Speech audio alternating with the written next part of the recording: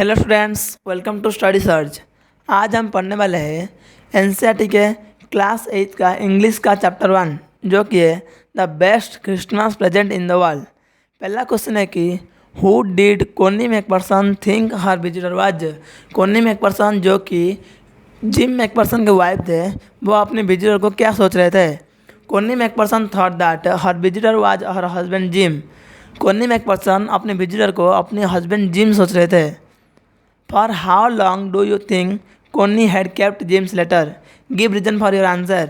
तुम्हें क्या लगता है कि कोनी मैकपर्सन अपने पति के लेटर को कितने दिन तक स्टोर करके रख रहे थे।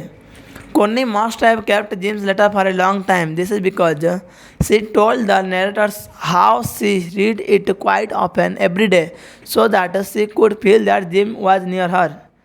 हमें लगता है कि कोनी मैकपर्सन बहुत दिन तक वो लेटर को अपने पास स्टोर करके रखे थे, क्योंकि वो खुद ही बता रहे थे नरेटर को कि ऑथर को बोल रहे थे कि मैं तुम्हारे लेटर को हर रोज़ क्वाइटली मतलब शांत से पढ़ता था, क्योंकि मुझे अब तुम्हारा लेटर पढ़ने से तुम्हारा होना महसूस होता था।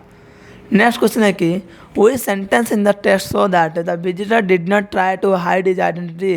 ये जो फ्रेज में ये वाला सेंटेंस में कहाँ पे एक ऐसा सेंटेंस था जो कि बता रहा था कि जो विजिटर ऑथर अपना आइडेंटिटी नहीं छुपाए थे और बोल रहे थे।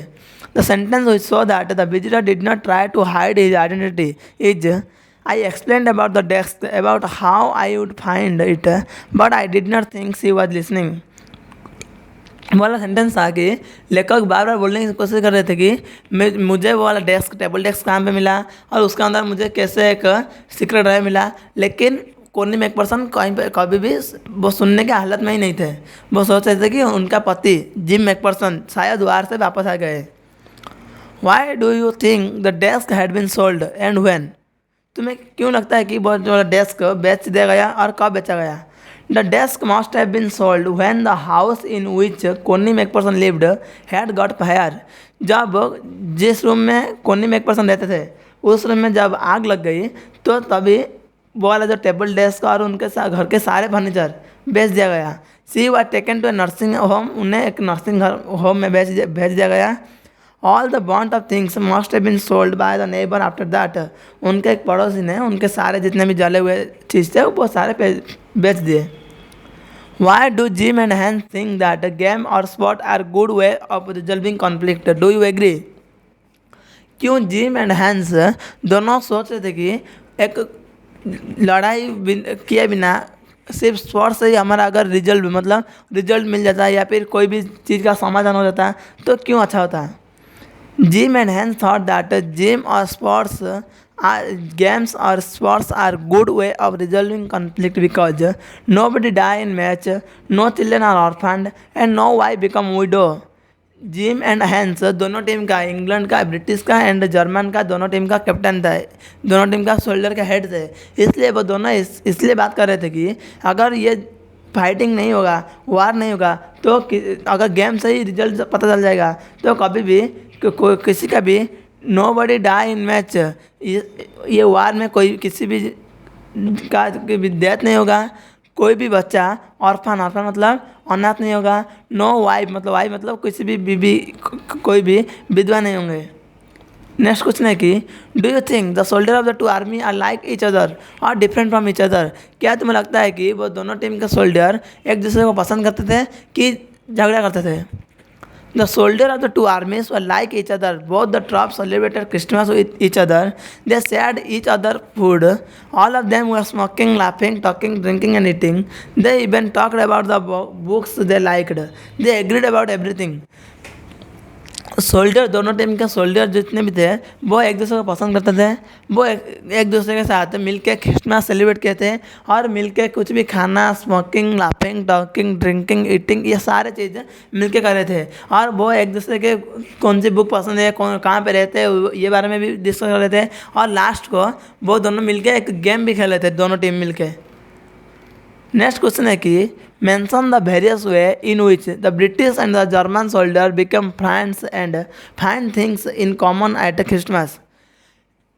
ऐसे कौन सा चीज़ था जो कि हमें बताता है कि वो दोनों टीम ब्रिटिश एंड जर्मन वो दोनों टीम फ्रेंड्स थे और वो दोनों मिलके क्रिसमस भी सेलिब्रेट किए थे।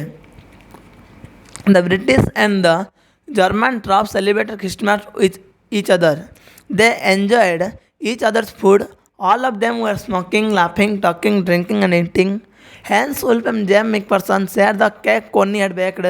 They talked about Bathsheba, Grabeluk, Sergeant Troy, Dorset. They even talked about the book they liked. They agreed about everything. Both the trop played a game of football for which both Hans and Jim cheered, clapped hands and stamped feet. British और German के दोनों team के जो soldier थे ना, GeM and hence wolf, वो दोनों मिल के अपना खाना शेयर कर रहे थे, अपना डिस्कशन कर रहे थे, अपना एरिया के बारे में बता रहे थे, अपने किससे कौन सा बुक पसंद है वो भी बता रहे थे। और वो दोनों मिल के शाम को एक फुटबॉल का मैच भी खेल रहे थे और एक दूसरे को चेयर अप भी कर रहे थे। नेक्स्ट क्वेश्चन है कि what is Connie Christmas present? Why is it the best Christmas present in the world? Connie का क्रिसमस प्रेजेंट क्या था और तुम्हें ऐसा क्यों लगता है कि वो वर्ल्ड का सबसे बेस्ट क्रिसमस प्रेजेंट है? When the narrator come to see Connie and gave her the box, she mistook him for her husband Jim. She thought that Jim had come home for Christmas. This was Connie's Christmas present. जब narrator author जब गए मिलने के लिए कोनी के साथ, कोनी ने ऐसा मान लिया कि उनके पति जिम मैकफरसन आ गए। यही था उनके लिए अपना Christmas present. It was the best Christmas present in the world for her because Jim had written in the letter that he could come home on Christmas. She had read that letter several times every day to feel that he was near her. Now that he was finally there with her, she was extremely happy. कोनी को Christmas के gift यही मिला था कि उन्हें लगा कि अपने पति जिम मैकफरसन वापस आ गए। और उन्हें ऐसा क्यों लगा कि क्योंकि वो लिखे थे, कोनी मैकफरसन को जिम मैकफरसन ने अपने लेटर में लिखे थे कि मैं ज़रूर आऊँगा, कब क्रिसमस के दिनों में मैं ज़रूर वापस आऊँगा। इसलिए वो सोच रहे थे कि उनका पति वापस आ गया, इसलिए ये उनका सबसे बड़ा क्रिसमस प्रेजेंट था। Do you think the title of this story is suitable for it? Can you think of any other title? Yes, the title of the story is suitable for it. The spirit of the Christmas on them that